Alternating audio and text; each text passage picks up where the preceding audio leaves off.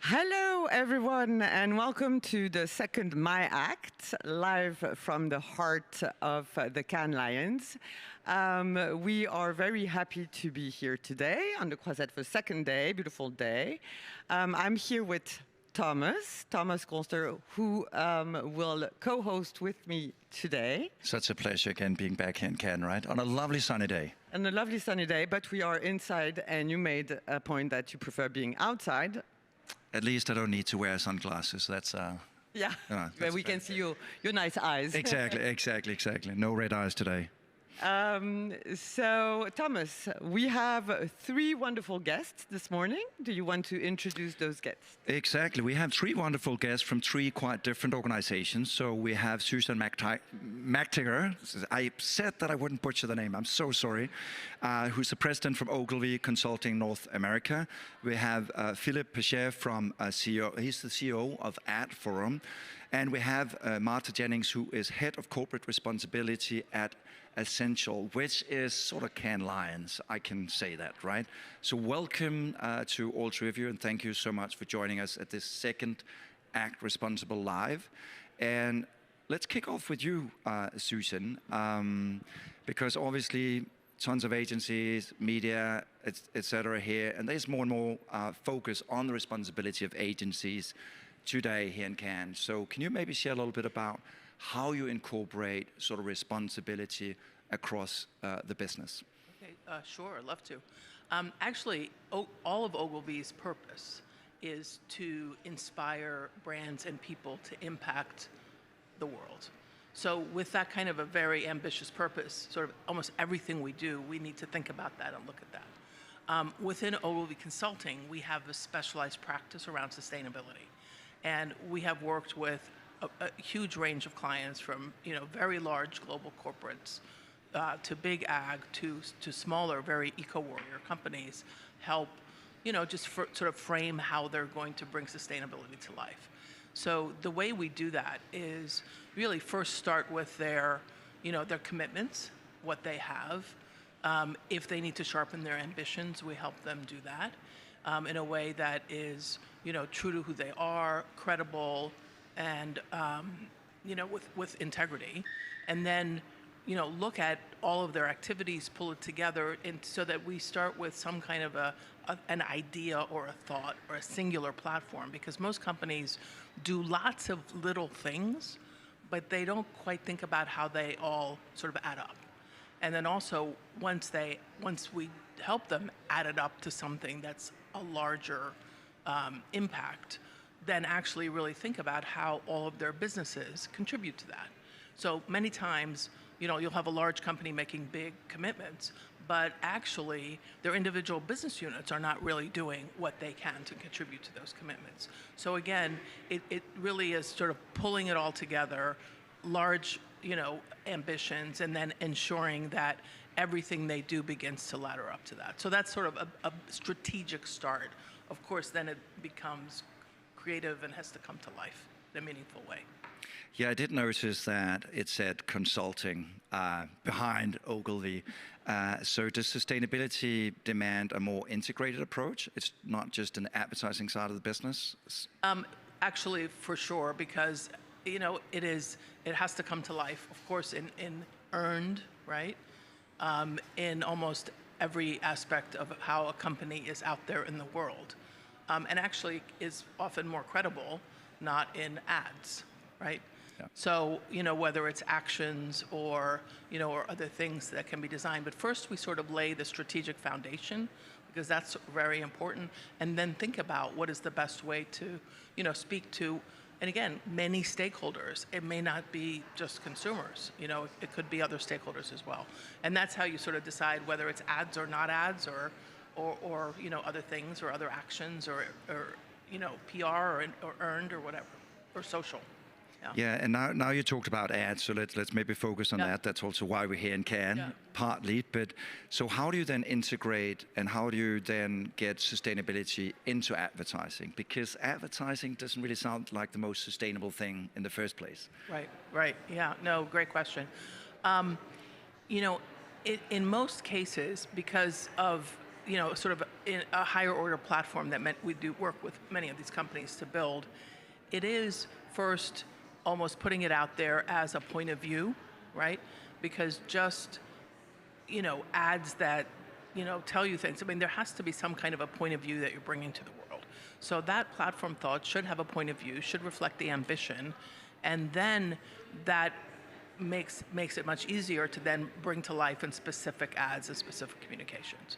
But all of it, again, coming together into a larger point of view. I have a question for you, Susan. Do you see in the different agencies, even at competitors, do you see I can't find my word. It's going to come. Your role. Yeah. Your role. Can you see it growing? Do you have peers in other agencies? Do you exchange with them? Do you share good practices? How does that work? Or do you feel a bit alone? Or sometimes you don't have the answer? I don't know. Yeah. No, that's a great question. I think we are seeing more and more sustainability practices show up at almost every agency, actually, and certainly at the holding company level and within all of that. I think there is less sharing and community in a formal way within the advertising community. I think it happens more informally, and I think the people that are in that practice do get together. For example, there are events like Sustainable Brands that just had a big conference in Minneapolis. So, I mean, there are places where everyone does come together, but I think that could more and more would only be better, because then the community has strength, it can be galvanized, it can create more collective action. And one of the things we know about sustainability is on the client side, the way a lot of issues have been tackled is by coming together within an industry. So for example, palm oil was tackled because P&G and Unilever, competitors, came together, right? Same thing with plastics. You saw Coke and Dr. Pepper and Pepsi coming together, to have a point of view on plastic. So to the extent that clients are coming together, so should, agency and community come together. I think that's an active encouragement from Susan to all of you. SDG number 17, I think it is, collaboration. So I think we need to be better at that, and that's also why it's good to be in Cannes, right? Yeah, and actually a great link to Martha. Martha, you joined a few months ago the organization with this big role of heading the sustainability agenda for Essential, for the Cannes Lions, but also for the other shows. I think it is for you also a challenge, and we talked about it because there's not so many places where we can exchange and talk about it with the others. That's what ACT has been doing for 20 years, or 21 years at the Cannes Lion. We're trying to create that moment where people can talk. With a new eye coming in this organization, how can we ensure that sustainability will stay and will become or will stay a priority? Sure. Well, thanks so much for having me. So I've been at Essential for 3 years, but have just started working with our events brands. And what I've seen really change over those 3 years working with all the brands that make up Essential is the conversation has moved from, yeah, this is important, but it's not a priority today, to this is a priority, but we don't know what we can do. And that's really exciting opportunity for me to come in, because I can really help and work with those brands to say, okay, what do we need to do? And coming to Lions, this is my first time here. It's such an incredible event, meeting with my amazing colleagues who have such passion for what they do, such creativity, such attention to detail, such care for the customers and clients, that there is so much there to leverage and turn all of that to the topic that we need it to turn to, which is climate change, and how do we make this a more sustainable event? How do we make this a more sustainable sector? How do we play our part in this huge global crisis? And so I think in terms of making it a business priority, it's lots of conversations. It's conversations internally with our leadership, with our directors, with our colleagues about what they want to do and how they can do it, how that aligns with business priority. It's conversations with the sector, which is where events like this are brilliant for bringing everyone together, exactly as Susan said. Bringing everyone together, how can we make it the agenda? How can we really work out what the priorities are? And then what's our priorities for our customers and our clients and our partners, and how do we... So I definitely see my role over the next few months as having a lot of conversations and finding out all of that information about what everyone else is doing. How can we learn from that? How can we bring that together? And how can we have a bigger impact when we all work together? And can you tell us what are the focus, your first focused, or the leadership first focus? I met with Phil earlier. I know that Simon is also driving the change, so they're convinced. The CEO and the chairman of Cannes Lions. Of Cannes Lions, sorry. What are the first big focus that you are going to start? Where are you going to start? So I'm probably starting in the place that's kind of quite boring and behind the scenes, but is essential, I think, for us to get the strategy right, which is carbon footprinting the event. Because without that data and without really knowing where our emissions are lying in terms of our operations here, we can't make a sustainable roadmap to net zero, we can't set our reduction targets, and we can't go big on our strategy. So my first focus is on that, on the data, on what's the data telling us about what our emissions are and where we can do more to reduce them. And from there, I will be developing our kind of sustainability charter around what does sustainable events look like for Essential, what's the benchmark, what does good look like. And from there, we will roll it out across all of our events and hopefully roll it out across the events industry more broadly, working in partnership with anyone and everyone who wants to come along for the ride with us. But I read a great article once that said sustainability is 1,000 boring steps. And I feel like I'm at the beginning of some of those boring steps, which is around, you know, the data and the emissions. But getting that right is really critical for us. Do you have? Can you share with the viewers who is advising you, who's helping you on that? Because you're not like creating all that together alone. So no. You're using tools and I think this is important to share so we can share back practice. Sure. So yeah, having the right partners on this is absolutely critical. I sort of see my role as convening the right partners.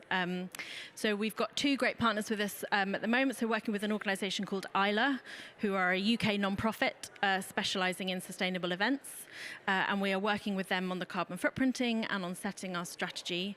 We've also been working with Native, which is a US non-profit, around offsetting our jury and staff flights. And they have got some really interesting carbon offset projects around investing in projects that not only provide renewable energy, but also impact the communities in which they operate.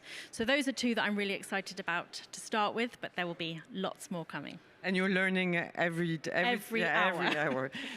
That's what's good about sustainability, right? When you start taking the route, you're learning and learning and learning every day. I mean, you talk about, and I love that framing, 1,000 boring steps, because I think it's absolutely the sort of right way of saying it, because it's difficult. It's a difficult thing, and it's a continuous journey towards the goal. That being said, obviously we're here. I mean, I grew up in the creative industry. I've been here, I think, 25 years in a row right now, from a young creative to today.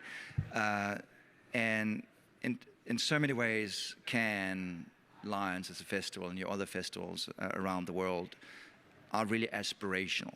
I mean, it's the highlight of many people's career. It can change your career. So how can you use those aspirations to drive change and maybe not make it 1,000 boring steps, but 1,000 exciting steps for our industry to take? Yeah, I think that's what's really exciting. And just attending a couple of sessions yesterday around creativity, I walked out inspired, and I don't necessarily work day to day in this space. So I am so excited about what we can do when we get those creative heads together on this topic. I think maybe what's been missing from Cannes is that opportunity to really bring people together, to really think about this together as a collective. You know, exactly as Susan said, one of the really exciting things about working in this space is that there isn't competition. We need to work together to make this a success. And so bringing all of that creativity together. There's some great sessions on this week already, starting to think about that, talking about that. We've got some brilliant speakers addressing that. There were some sessions yesterday. There's lots more in the week, but we want to do more. And we want to do more of that, and we want to bring people together more around this topic, which I think is the exciting opportunity, because we have seen the advertising industry exactly as your display here shows, and the work that Act Responsible shows is that when the industry comes together around topics, they can create real change. And we've seen that in so many different ways, and now we can really think about it on climate. I'm just going to, how do you say, rebondir on it, bounce on it, to go to creativity and Act Responsible 20 years ago with my good friend Philippe Paget. Philippe has been, is the CEO of AdForum. AdForum is where ACT was born 21 years ago after 9/11. Posting on the website just a cool saying, it ACT advertising community together, it's our business to help, and we collected the advertising from all around the world, and we were convinced then that creativity was the tool and the key to change. Do you want to tell us? I'm still convinced that creativity can change the world, and it has already changed it. I mean, to bounce back on what Susan was saying, and we saw in the last 15 years an amazing change in the advertising industry. It used to be only to carry a message, to make people consume more of anything. Fortunately, many initiatives, I guess your initiatives, helped the world as understand that you can do this business, you can be in the advertising industry, still fulfill your client needs, but also promote responsible attitude. And creativity is the weapon, is the energy, the power of all this. Because you can have the best intention in the world, if you're unable to communicate it, to advocate it for it, it won't work. So the creative people are the amazing people that have the talent to touch the heart of the people, the consumers, by changing the narratives, the way they are telling the story about consumptions. I think is really important. By educating consumers and the good way to. I don't think consumers are bad by essence. They don't want to eat fat and they're just influenced by they were influenced and still are by some attitude, and creativity can change that, and that's extraordinary. So we saw the agency change the way they were using creativity, and their role within brands have totally changed. They're not only the message crafter, they are now the transformer. They are the one that are helping the brands to go to this transformation, to be responsible. And it's tough because brands, by essence, they are here to make products and sell products. And how do we educate them to do that in a very responsible way? And agency, especially big, collaborative agency, I think legacy group like yours, align with new tech brands or new tech agencies, are now working together to create campaigns, or more than campaigns, to create action that actually goes in that direction. That's creativity is no more only the big idea. It's a full process that has to be embedded from the beginning of the reflection of a campaign to the end of the execution. And it has changed, and we saw in the award shows how the categories have changed. How it's a tough job now to have an award, because for the jurors they have to go much more 360. Not only look at the posters and say, hey, this is great, this is beautiful, but what's behind it, and that's really amazing. I think that's fascinating to hear, and I think it's also an encouragement to all creatives. When I grew up in the industry, it was about creating print ads and outdoor. Today, creativity is really about reinventing everything in the name of sustainability. But obviously, you touched a little bit in the elephant in the room here, which is obviously sustainability and advertising. It seems a bit schizophrenic. And I know that we are in time of financial instability, uncertainty, yet advertising in many eyes are sort of pushing consumption. I think it's very documented at actually creating growth. So how can we as an industry sort of tackle and rethink some of those difficult questions as well? Well, I believe the uncertainty is here, but it's here to stay. I mean, I think maybe it was an utopia after World that the thing that the world would be stable and good growth will be solving all the problems. We see it was the contrary. We need to change that. And this schizophrenic now has been, I think it has been embedded in a lot of the reflection of the team. They understand that, okay, you need to produce. For producing for the humanity, you need to pollute. So how do we do that in the best way? How do we consume what we need and the best thing, the quality versus the quantity? And it still makes a good profit and margin for everyone. I think there is space for everyone to grow. And I think what is more difficult today is kind of the north and south problems. I mean, the challenge we are facing in the Western countries and things are totally different than the one that are facing new and very young continent like Africa or India. And we are in advance, but that's why we need to show the way. We need to show the example. And every time there is a new campaign, with a collaborative with the agencies in those countries, it's changed. And because they are a young country, they can change the attitude much more easy maybe than us all countries. So yes, there is a kind of schizophrenic, but we have to embed it into our reflection at every stage. And advertising is still so important. If you have a good product tomorrow, you curate something new, innovative, good. I mean, you need to make it known. I mean, people need to know the product exists, that you can afford it, you can buy it, and how you can educate people to use it. So there's still a lot of need for communication, and that's where we need the creativity to be at the peak. I absolutely love that point, because I think one of the things that Cannes Lions does is, in fact, that it gathers a global community. There's a lot of representation from the global south as well. So in that sense, there can be that exchange in terms of what's needed. Maybe just to wrap this up, just with a question to all three of you. Because we've been talking about sustainability for quite some years now.